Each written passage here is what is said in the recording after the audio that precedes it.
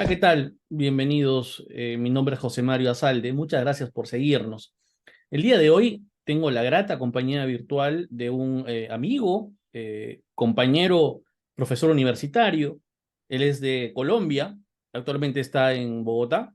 Estoy con José Ernesto Ramírez. Eh, el doctor Ramírez, el candidato doctor Ramírez, es sociólogo, magíster en sociología de la industria. Actualmente está cursando el doctorado en la Universidad de La Plata. Acaba de llegar de Alemania, de hacer una pasantía en la Universidad de Bonn y es profesor por la Universidad Pedagógica Nacional de Bogotá. Es una de las personas más lúcidas con las que he podido conversar y que conoce digamos, con gran rigurosidad lo que viene ocurriendo a nivel social y político en Colombia. Hoy día vamos a hablar de Colombia. Mi querido José Ernesto, te mando un fuerte saludo desde el frío Buenos Aires. Igualmente, José Mario, nuevamente muchas gracias por tomar en cuenta los aportes que se puedan hacer a un análisis de la situación que atraviesa nuestro continente, nuestro subcontinente, elementos de comparación y contraste, continuidades, rupturas y lo que se viene, ¿no? Eh, Complacido de estar en tu espacio. Te agradezco. De repente sería conveniente explicar un poco para entrar al tema de coyuntura, ¿no? Que es lo que nos convoca el día de hoy. Explicar, digamos, cuál ha sido el sistema, digamos, de prácticas políticas en Colombia y el modelo económico. Porque yo creo que es importante relacionar ambos factores, ¿no? Es decir, sin caer en reduccionismos tampoco, pero sí creo que hay una relación entre la estructura económica y el orden político. Bueno, eso lo han estudiado los marxistas clásicos y demás. Entonces, quisiera entender esto para, a partir de ello, ver cómo hemos llegado hasta esta situación con el señor Petro. Bueno, habría que, para no extendernos demasiado en los antecedentes, creo que propiciar un corte a partir de las reformas que ocurren en la década del 90, básicamente la Constitución del 91, la apertura económica que introdujo pues todo lo que sería ya eh, consolidado, ¿no? El programa neoliberal para la Estamos hablando economía del gobierno de Gaviria. durante el gobierno de César Gaviria, 1990-1994. Eh, Subsecuente al paquete de reformas, donde las tres principales eran la reforma laboral, la reforma al sistema de seguridad social y una que se podría entender como el paquete de ajuste sociolaboral, de adaptación. Ocurrieron otra serie de reformas muy importantes, sobre todo después de la constituyente, el ajuste del sistema de juego, las reglas de juego en la arena política, evidenciadas en dos elementos, ¿no? Eh, bueno, ya habían empezado a producirse en la década anterior los gobiernos locales, pero la Constitución del 91 legitimó el tránsito hacia un sistema de partidos, ¿no? Y reconoció la existencia de movimientos políticos, además de los partidos, como legítimos contendientes en el espacio electoral. Subsecuente, en la década del 90, también emergió una ley de financiamiento de los partidos políticos. Quiero Y preguntarte, antes de entrar al tema del financiamiento, que creo que es muy importante para lo que vamos a discutir el día de hoy. Eh, el modelo económico que se implementa con las reformas en el gobierno de Gaviria, eh, que tú las denominas como neoliberales, que son las mismas reformas, entiendo, que se aplicaron en Perú con Fujimori, con Menem en Argentina, con el intento con Collor de Mello en Brasil, y que luego lo hace Cardoso, ¿no? Etcétera, etcétera. Pero Este modelo que se implementa disocia lo económico de lo político, como en Perú. Y primera pregunta. Y la segunda pregunta es, ¿ha tendido, como todo modelo liberal, a generar concentración de la riqueza, más de la que ya había en Colombia? Sí, sí, si pudiéramos comprenderlo mejor, el, em, el punto de discusión sería la intervención del Estado en la economía. Y efectivamente, lo que propició la apertura económica fue la separación del intervencionismo del Estado en el proceso. Pues, como todos lo reconocen, el libre juego de las fuerzas, ¿no?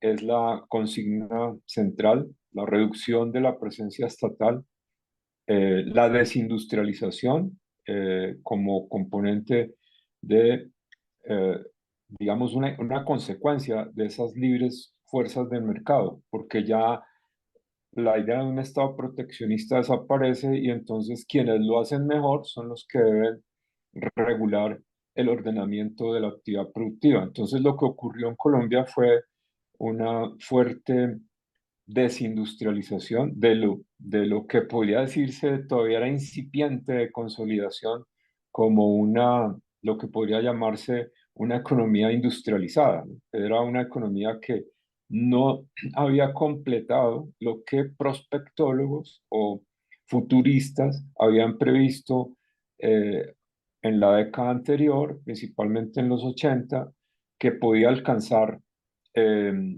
consolidando la industria de bienes de capital, por ejemplo, Claro, en el abastecimiento. fue el argumento que se dio también en Perú, el fracaso del modelo desarrollista de sustitución de importaciones, ¿no? Es decir, que fue el modelo que promovía CEPAL y que adoptaron casi todas las economías sudamericanas. El fracaso de ese modelo es el que nos lleva a este modelo liberal neoliberal. Entonces, sí hay, por tanto, una disociación entre la economía y la política, lo acabas de comentar, en cuanto a la ausencia de intervención del Estado y en cuanto a la concentración de la riqueza. Bueno, la concentración de la riqueza está, yo creo que continuamente consolidándose, em, nunca ha parado de darse, ¿no? Se puede evidenciar en Sea, que cada se han área. consolidado procesos de generación de oligarquías empresariales.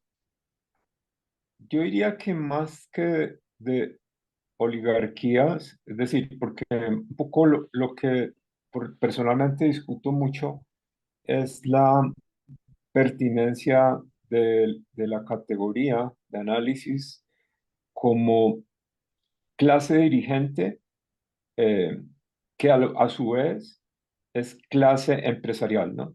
Eh, entonces, cuando hacemos la distinción hasta donde la clase dirigente coincide con la clase propietaria, es decir, hasta donde quienes incursionan en digamos, en lo público, en la gestión pública, rotan, tienen una puerta giratoria que les hace ir y venir desde el sector empresarial. Mismo Eh, fenómeno en Perú, las puertas giratorias.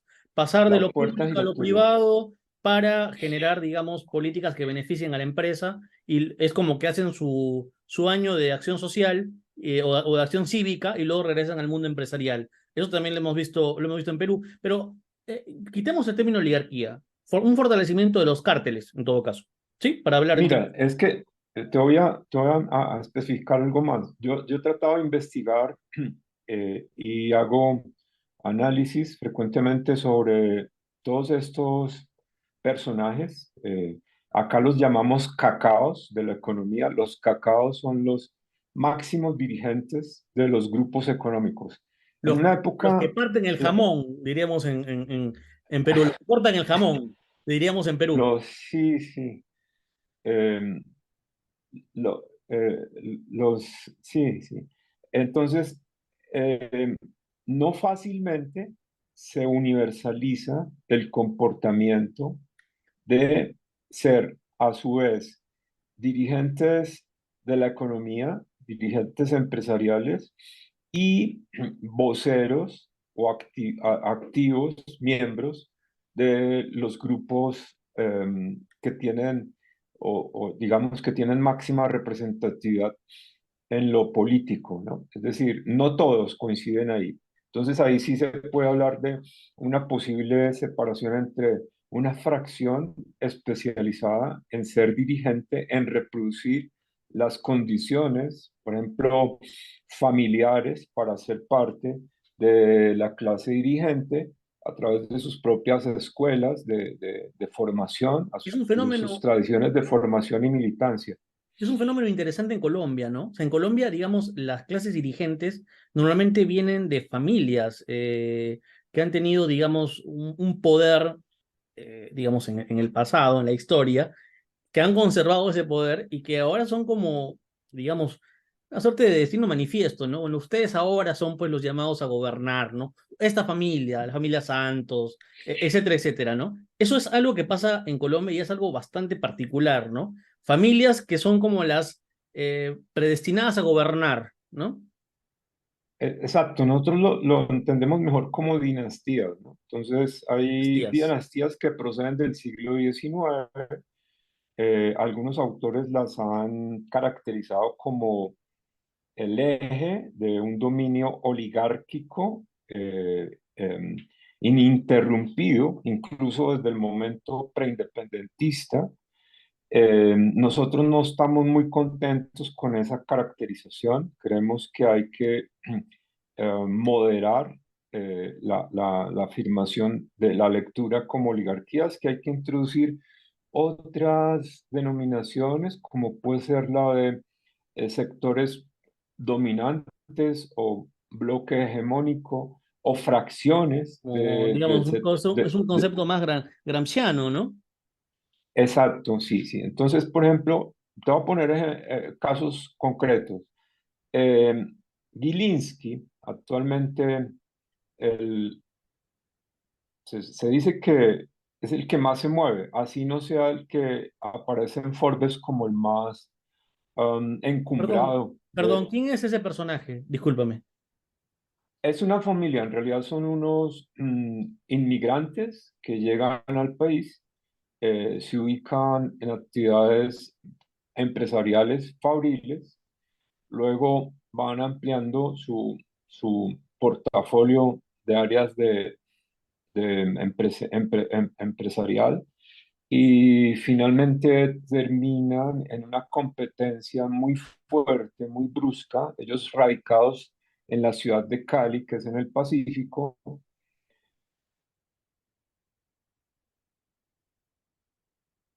controla en Medellín el sindicato antioqueño.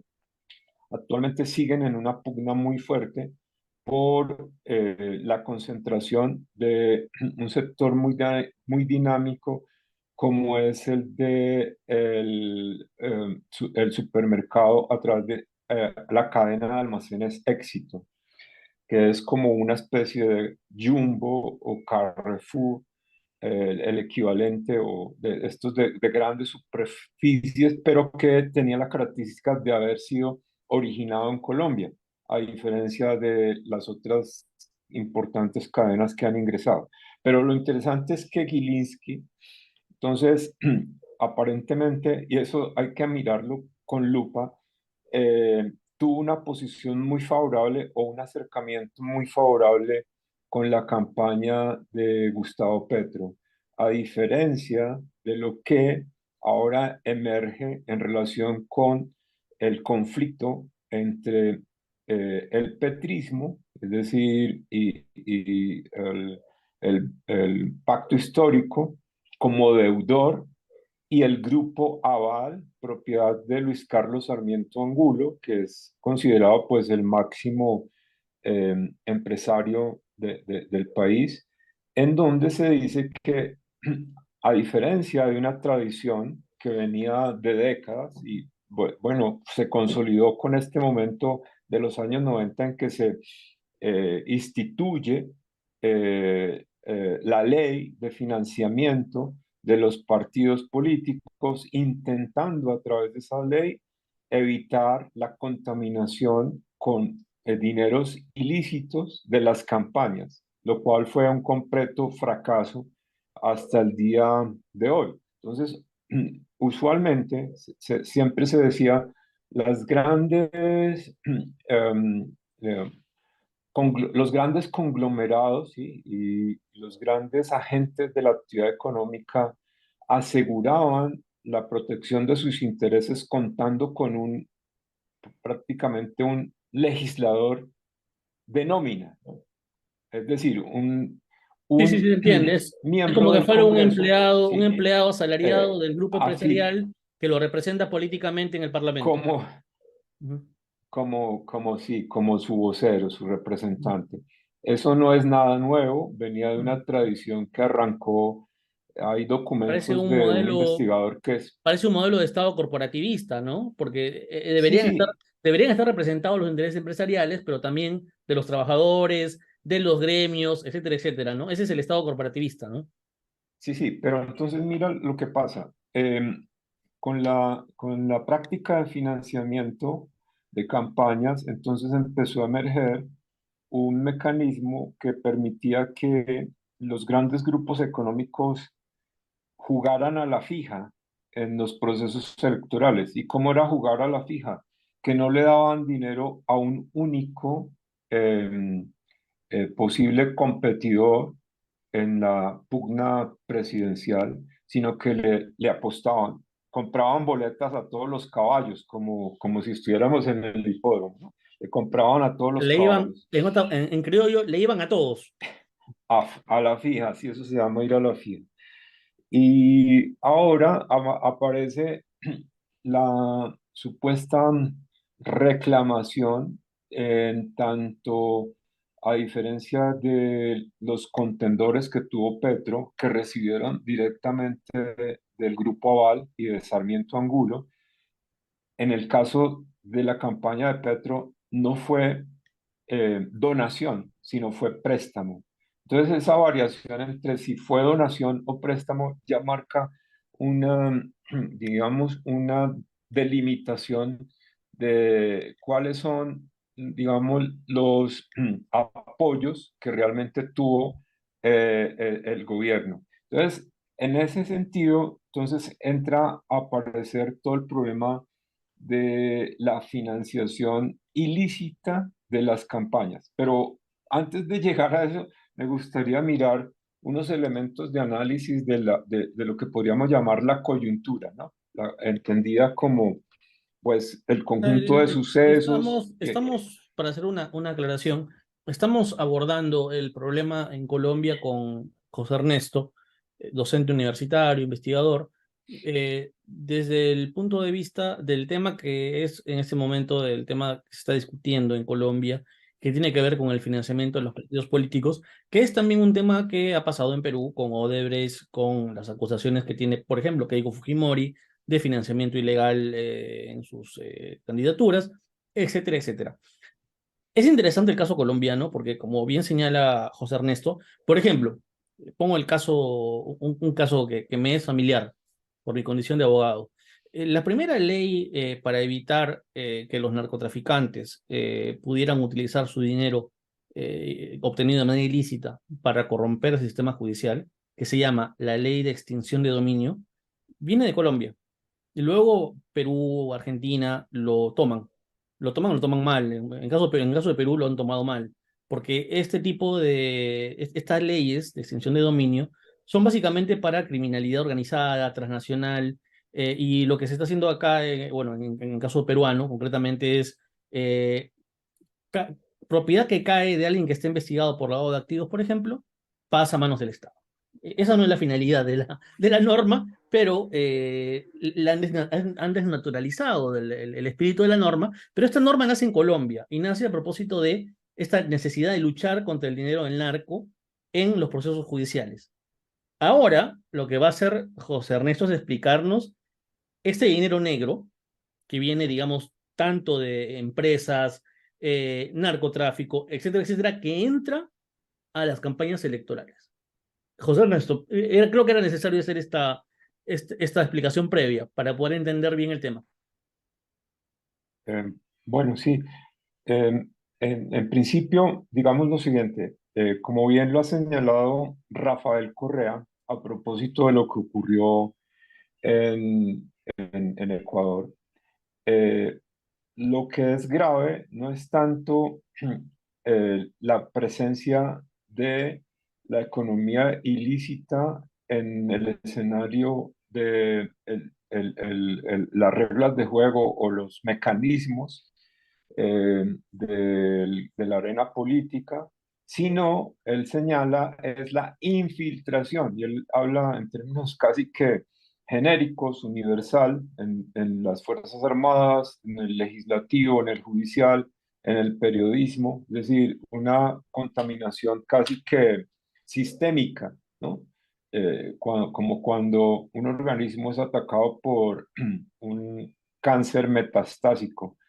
Entonces, esa es una situación, pero esa situación debe leerse también en términos de la temporalidad, porque la más frecuente salida que dan los acusados y las acusadas de que han tenido nexos con dineros y agentes ilegales es que aparentemente no les pueden demostrar que en el momento en que tienen los vínculos, ya se les había iniciado investigación em, em, como criminales, ¿no? Como criminales, como ejecutores de acciones criminales, de lavado de activos, de economía ilícita, etcétera, ¿no? Entonces, esa es una situación que se ha repetido, ¿no? Entonces, en el caso, que es donde se puede hacer pues, ya el análisis eh, de contraste, de cómo la historia se repite, ¿sí? Cuando se dice que a la manera de lo que en el 18 Brumario de Luis Bonaparte se señalaba a propósito de que la historia una vez se cuenta como tragedia y Y una luego como segunda vez se comedia. cuenta como comedia y como farsa.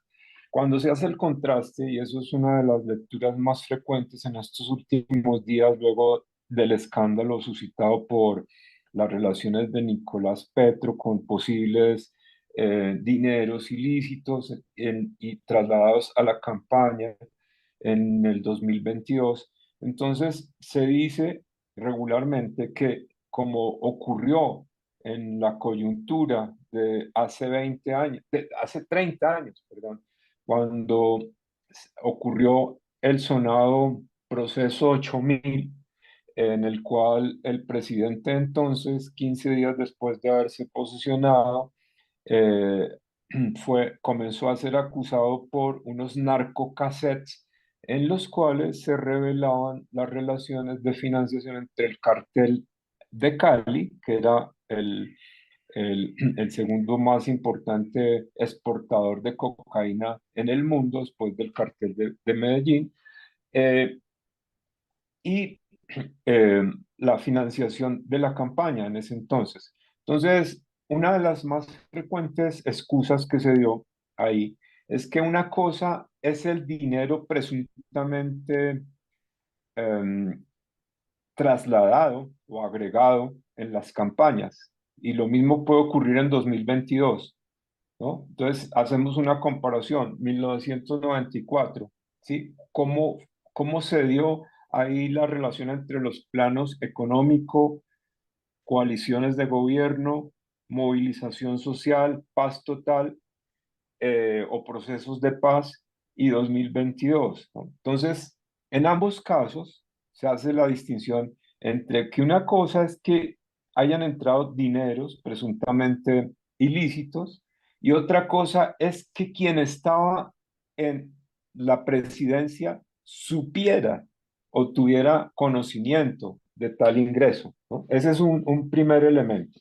El segundo es que efectivamente la disculpa que más frecuentemente hicieron, porque esto de la financiación de las campañas se volvió una costumbre, es decir, ocurrió en el 94, indirectamente ha ocurrido en los subsiguientes procesos, ¿no? De la manera más marcada en el 2014, en el 2018, en el 2022, ¿no? Y entonces parecería que se olvidara esa historia, ¿no? Y se quisiera como que sacar conclusiones apresuradamente como si fuera la primera vez que ocurriera, ¿no? Y sacar culpabilidades y utilizar de una manera bastante eh,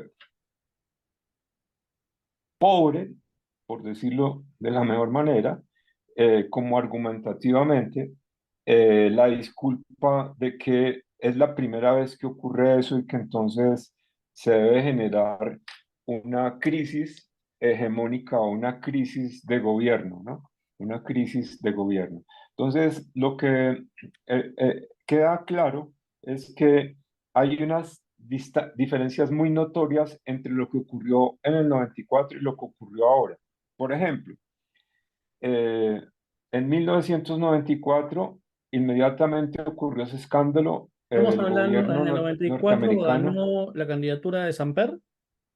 Samper derrotó a Pastrana. Entonces Bien. Pastrana, dolido por eso, entonces fue quien inició la divulgación de los narcocassettes, porque los narcocassettes no le llegaron a Pastrana, le llegaron a Gaviria. Se los envió un periodista que tuvo la entrevista con los dos jefes del cartel de Cali, y en esa entrevista ellos le sacaron a relucir esos hechos, ¿no? Entonces, Pastrana, que es un hábil, eh, ¿sí? Un hábil agente, ¿sí?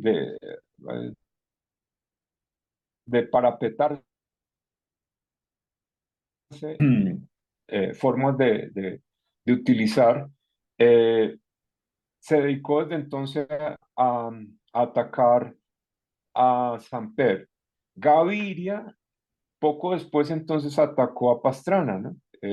Y así sucesivamente ha ocurrido entre Gaviria, Samper, Pastrana, Uribe, Santos, Duque y ahora Petro, ¿no? Entonces son Lo que yo unos, entiendo, sí. unas, unas farsas que se repiten cada 4 años. A mi modo de ver, se están repitiendo. Pero entonces lo que hay que ver es cuáles son las consecuencias nacionales e internacionales. Entonces hay que Pero mirar, te quiero hacer una pregunta. O sea, básicamente lo que estás sosteniendo y que es una afirmación interesante, pero polémica y discutible, es que este tema de del financiamiento ilegal se viene dando a lo largo de todas las últimas décadas en Colombia y que, total, total. y que esta elección, esta última elección, no es la excepción. Entonces, y la pregunta sería, ¿por qué el ensañamiento? Pero ahí hay dos cosas, ¿no? Primero, evidentemente, decir que esto es lo habitual no quiere decir que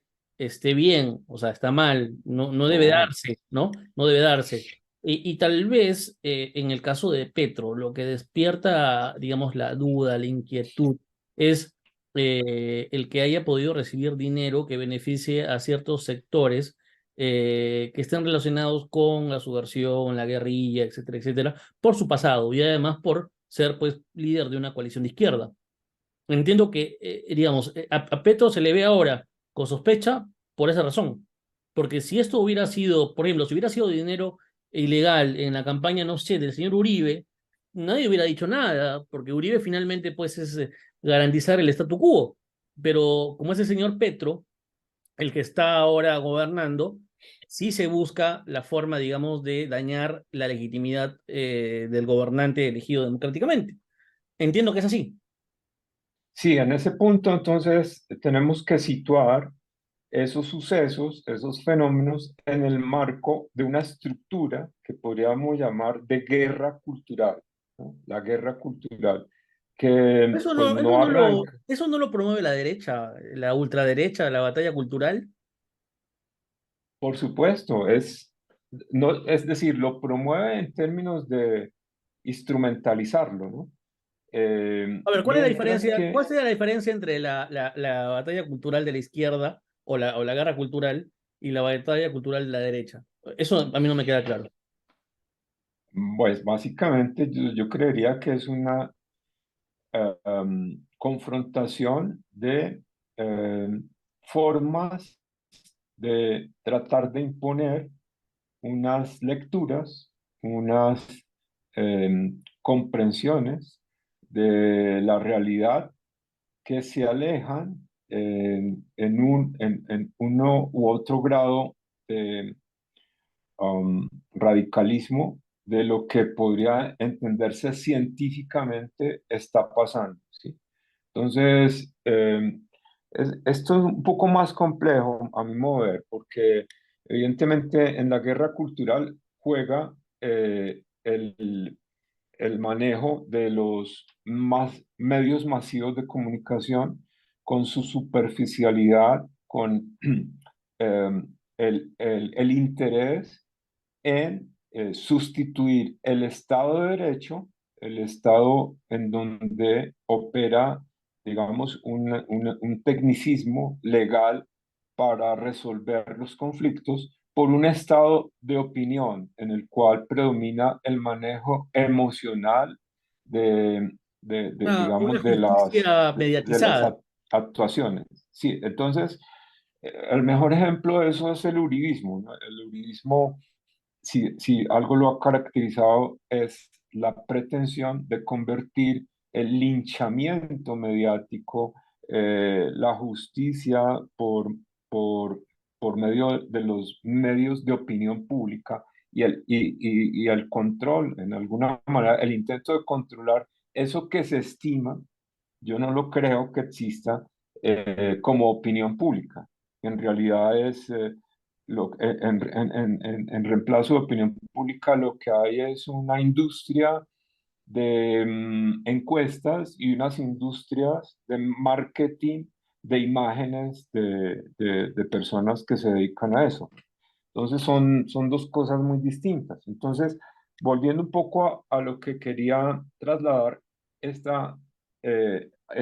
análisis, la coyuntura, lo que hay que mirar es en el contraste entre lo que ocurrió en el 994 y en adelante, fueron como 2, 3 años. Es decir, eso, a Samper solo le volvieron a dar visa en Estados Unidos al final de su gobierno y la recertificación de Colombia en la lucha contra las drogas igual, ¿no?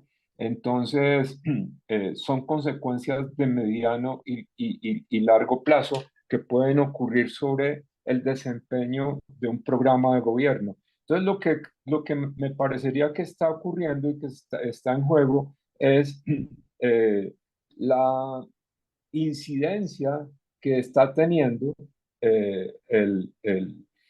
no solo este hecho, no solo el hecho de que se destapó muy reciente, casi que un mes antes o semanas antes de cumplir el primer año de gobierno, con el escándalo de Nicolás Petro, sino otra serie de eventos que ocurrieron desde enero, por ejemplo, la sustitución del gabinete de coalición de gobierno por un gabinete que es en la mitad de su integración de los antiguos miembros del gabinete de la alcaldía de Bogotá cuando Gustavo Petro fue alcalde. Es decir, en alguna manera se ha Hay un, refugiado o sea, en su hay un antiguo, repliegue.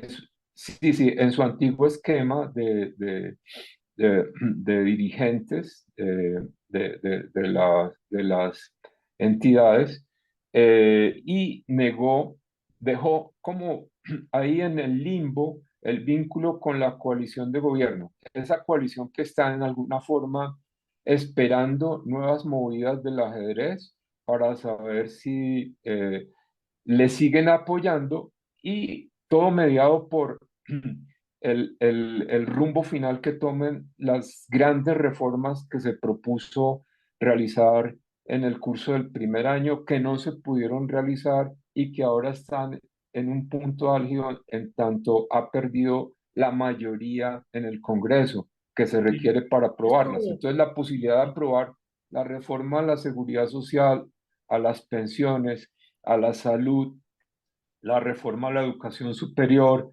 va a depender entonces de las concesiones que haga. Entonces ahí entra en juego Entonces, ¿cuál es el trasfondo Hacer una ideológico de suerte ese programa hacer de una gobierno? suerte de secuestro, digamos, ideológico al presidente, que lo va a tener en contra de las cuerdas y no va a permitir de que pueda hacer reformas. Esa sería la lectura.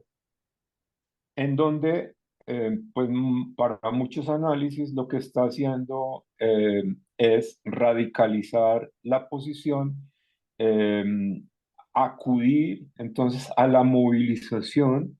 Entonces, la movilización social vendría a ser como un cuarto elemento del análisis de la coyuntura junto con el plano económico, con la paz total y con la coalición de gobierno, ¿no? Entonces, sería como remitirse a los día a día de esos distintos niveles de la coyuntura para entender el rumbo probable que pueda tener la situación, ¿no? Entonces, pues obviamente en esos balances que se hacen del primer año, para muchos análisis ha habido como un empate entre los logros y los fracasos, ¿no? Es decir, no se puede decir que, como lo pretende decir digamos, la oposición actual, ¿no? A través de los grandes medios, a través de sus voceros, de que todo ha sido, pues, y que lo único que acaba de esperar es la renuncia, ¿no?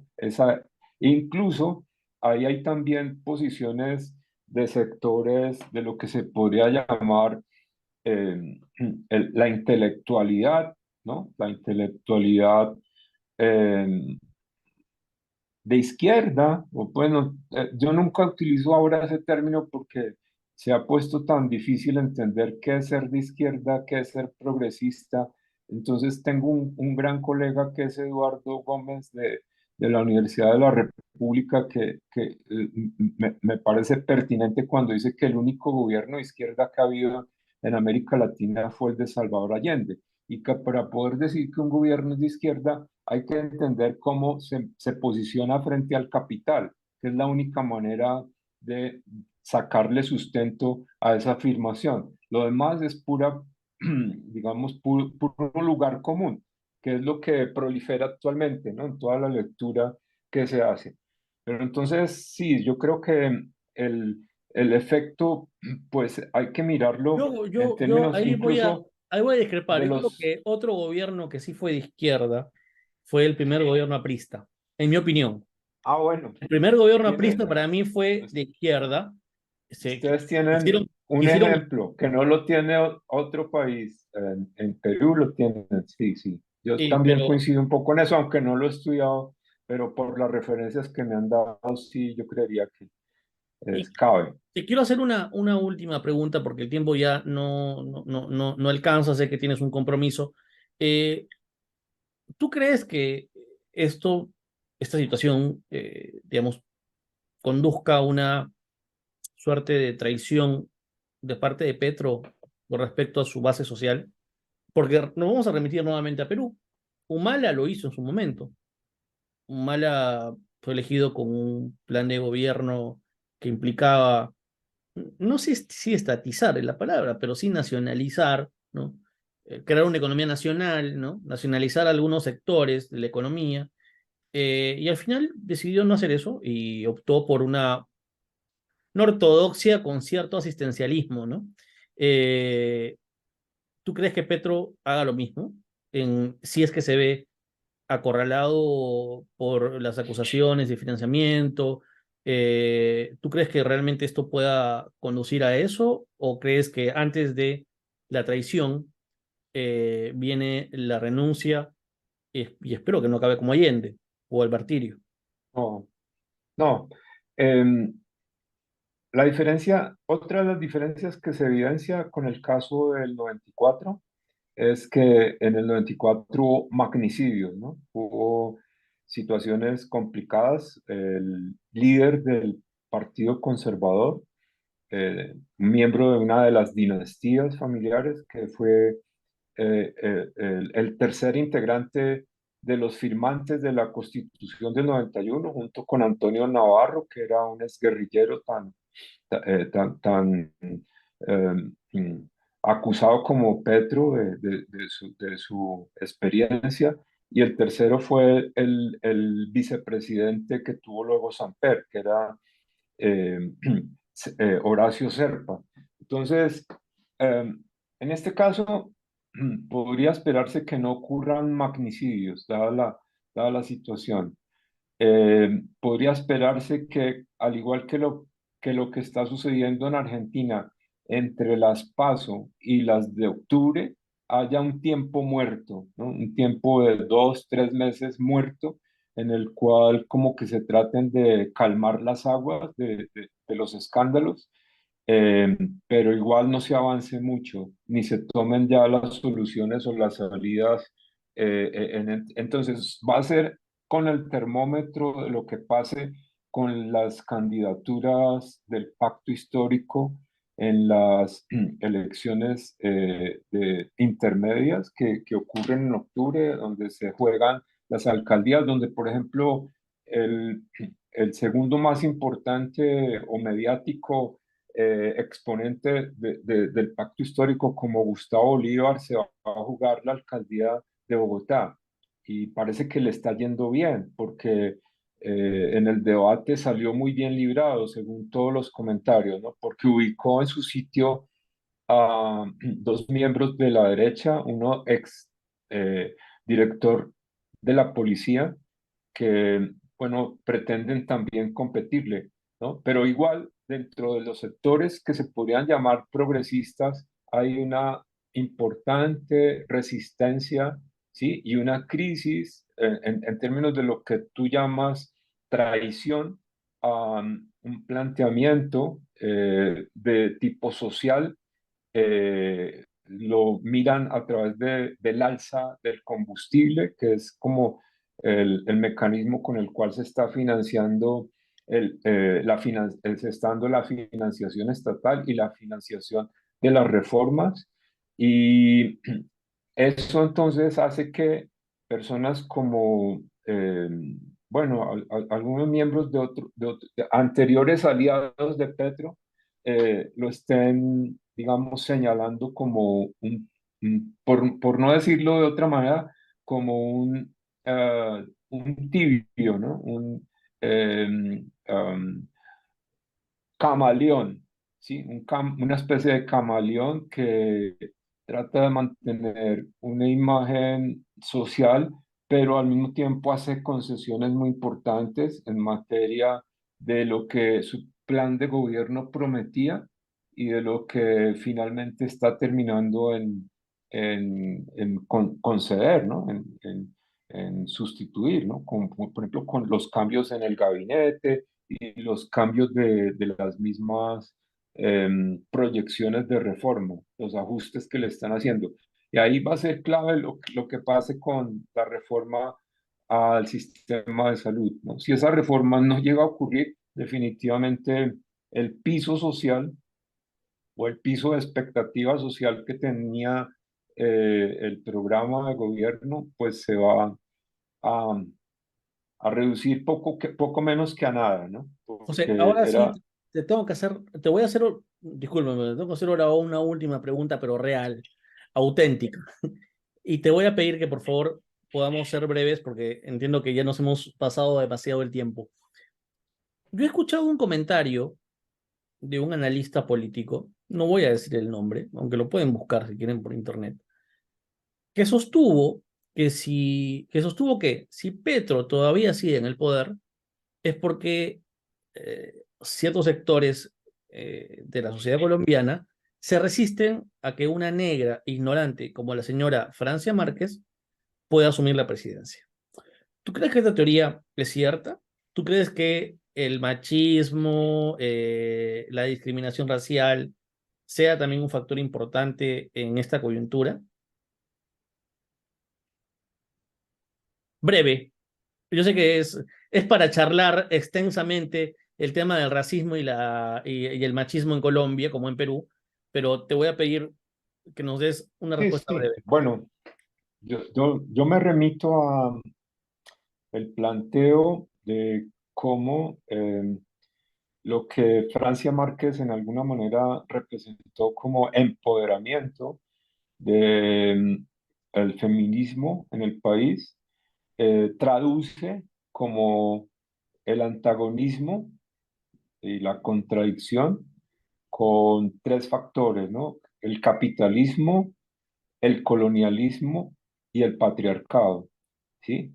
Entonces yo creo que eso es suficiente para decir que eh, hay muy poco espacio para que un racismo juegue, ¿sí? De manera importante en el rumbo de los procesos actualmente. No creo que el racismo juegue en ese punto.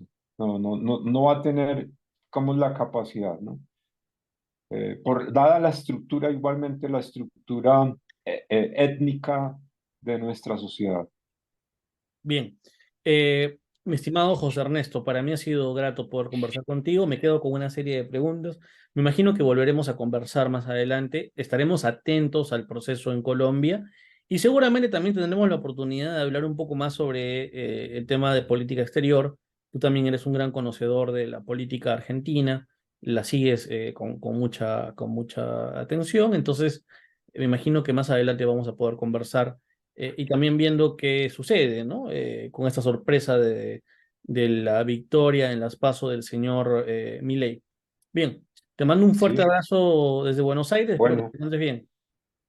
bueno, espero que nos podamos reunir en algún momento en los próximos meses y conversar más en detalle y hacer, digamos, también publicaciones y comentarios adicionales. Hay que seguir en el análisis y en la investigación. Te mando un fuerte abrazo, mi estimado José Ernesto, y nos estamos viendo. Bueno, y muchas gracias.